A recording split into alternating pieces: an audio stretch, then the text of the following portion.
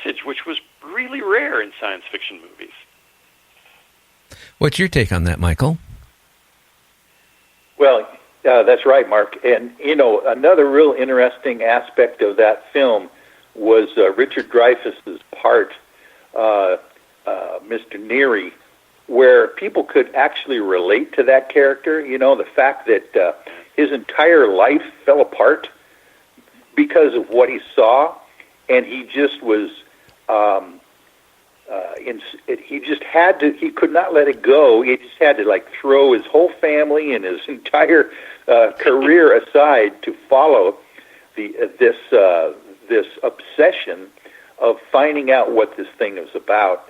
That's just a fascinating story in itself. As a matter of fact, that story, for me, is probably more important than the fact that there are extraterrestrials.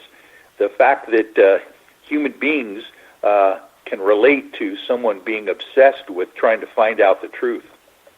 Yeah, that's a really good point. Yeah, you're right, and I think that probably is one of the real strengths of the movie. Is that we really can identify with that character because he doesn't ask for this to happen. I think he even says that in the movie. He's like, I didn't ask for this to happen; it just happened to me, and that's kind of a big thing with UFO witnesses.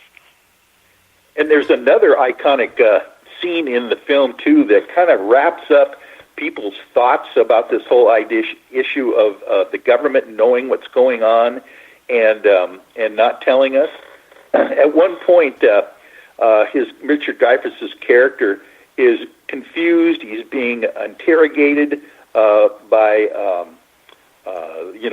the French guy in the movies, which I understand is basically kind of a throw to Jacques Vallée's character in real life. And at one point, Mr. Neary says, and this guy's not even an American. And I'm going, it just goes to show you that this entire subject is much, much bigger than our government, than, maybe France's government, and the entire world needs to be involved in figuring out what this was. That was iconic in the film as well. Well, it's definitely a movie that has moved a lot of people and inspired a lot of people, and I have my own Blu-ray copy of it, and I pull it out and watch that movie every couple of months, and it never loses its power. But after he even appeared in that movie and gave information to help make the movie, but when he appeared in it, that really changed the outlook, how people looked at him. Before that they really looked at him as a government debunker. And then, a lot of people looked at it after he appeared in that little scene at the end as pretty much as a true believer and a traitor against the government. Yeah, it definitely was one of those watershed moments in his career where, people really started to kind of see him in a new way. He really became a superstar, and the guy was, I listed it at some point in my book. I listed all the different TV talk shows he had been in, and I only give a small sample, and it's a really long list. The students at Northwestern would make a big deal about the fact that Dr. Hynek was like the most famous professor on campus because he was constantly being invited on talk shows and things to talk about his UFO work. So that moment in Close Encounters really had a big impact. Wasn't he on Dick Cavett, I think, at one point? Yes, yeah. And I tell that story in the book, and it's one of my favorite parts in the book. I'll give you a quick sketch on it. Give it a little bit longer. Give it a little bit longer and a quick. A lot of people. Okay. Before you do, though, a lot of people, the younger people, probably don't even know who Dick Cavett was. Dick Cavett, used to interview virtually anybody, from actors to government officials. He really changed, talk shows, and he was really popular for many years. And I do remember seeing a replay of him being interviewed. Oh, and yeah, Dick Cavett was a really good interview and a really smart person and kind of a UFO hero, to be honest. And when you hear this whole story, you'll understand why. So this talk show came about in October of 1973, and a couple of really big things had just happened just prior to this talk show.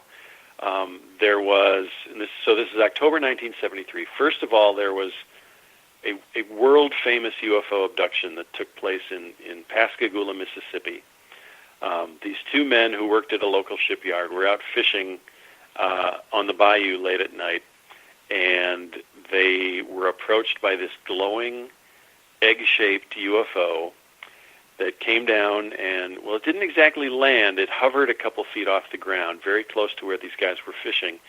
And then a door opened in the side of this thing, and these three weird kind of robot-like creatures came floating out, grabbed these two guys, brought them inside the UFO, examined them, and then put them back out on the pier, and the UFO disappeared.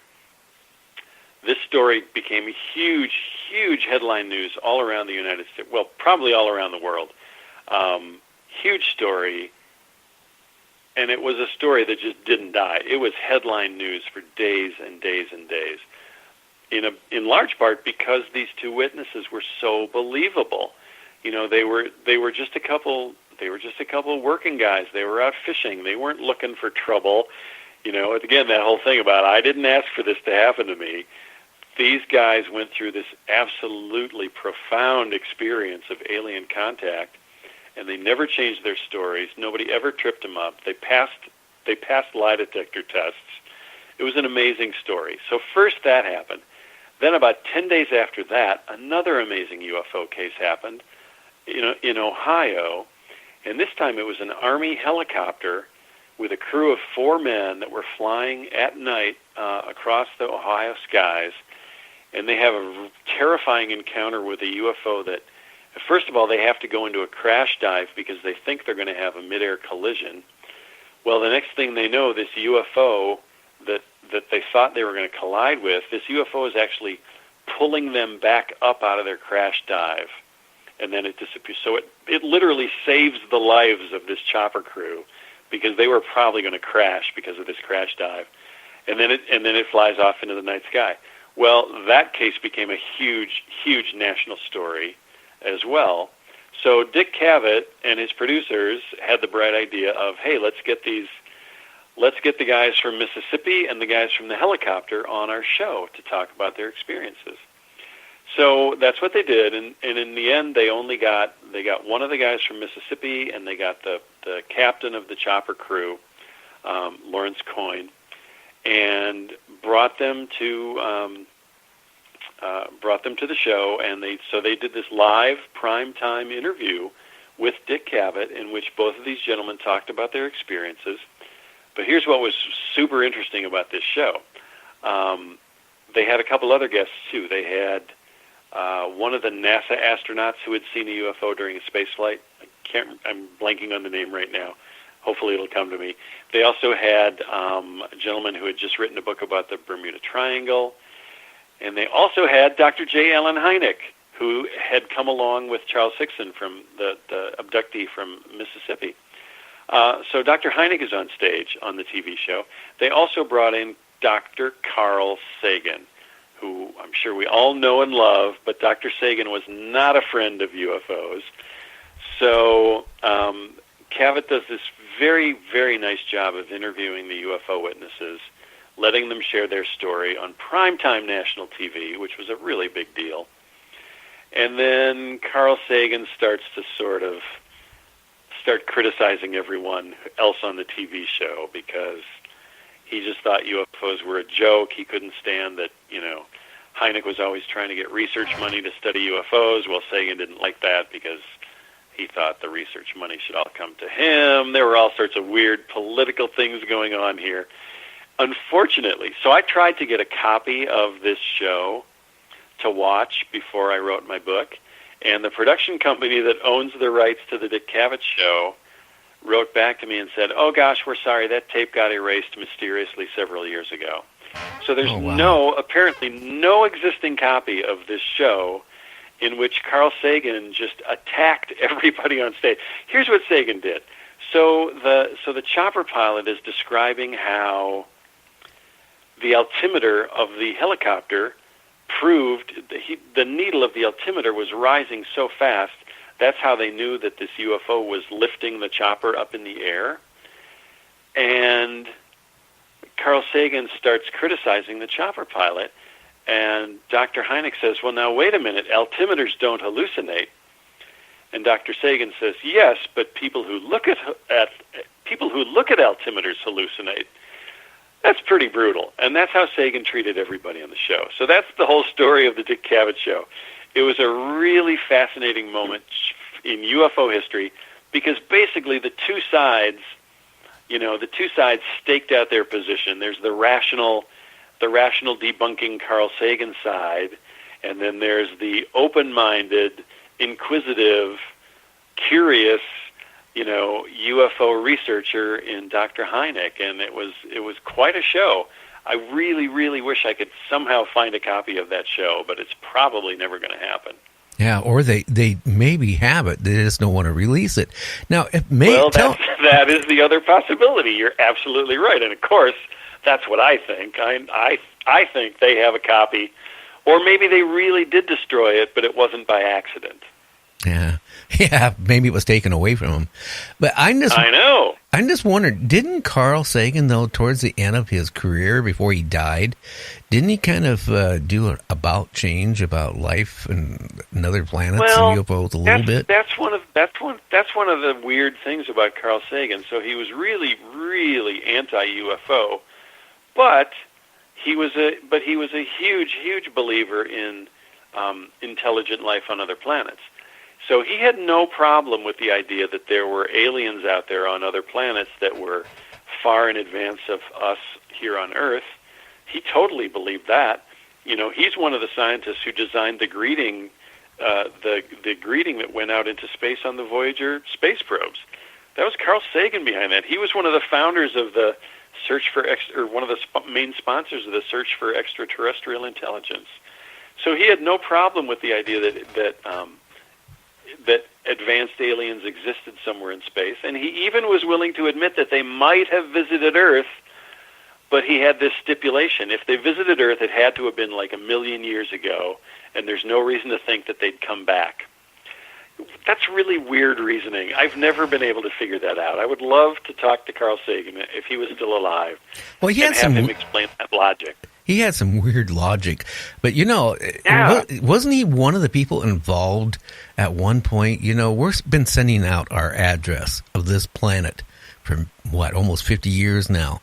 Wasn't he kind of involved in that too? And like Hawkins, before he died, he was very seriously, trying to tell the government, stop giving our address out. You don't know if they're going to be friendly. You know what? I'll tell you this right now.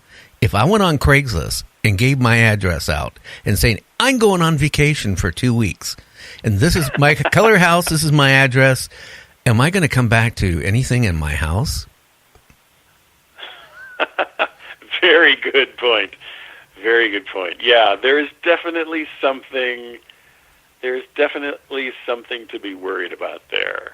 And I wish Stephen Hawking was still around to keep talking about it, because we need to hear that argument a lot, I think. No, just because, we look at ourselves, and I mentioned this the other night, just because we look at ourselves, we're still barbaric. Our human race is very barbaric. Now, take a race, maybe, I don't know how many years or centuries or more advanced than us. Like I mentioned to everybody, and I got a lot of bad email to me. I said, you know what? We eat everything on this earth that's below us. What would stop, somebody that's so far advanced coming on our planet and looking at us as no more than we look at that burger from McDonald's, like a cow or a deer or anything. We could be food, and we're giving out our address? No way. That's stupid. Yeah, it definitely makes you think. Yeah. I don't know how you feel, Michael. I mean, you're trying to prove that UFOs exist. Do you feel comfortable with them giving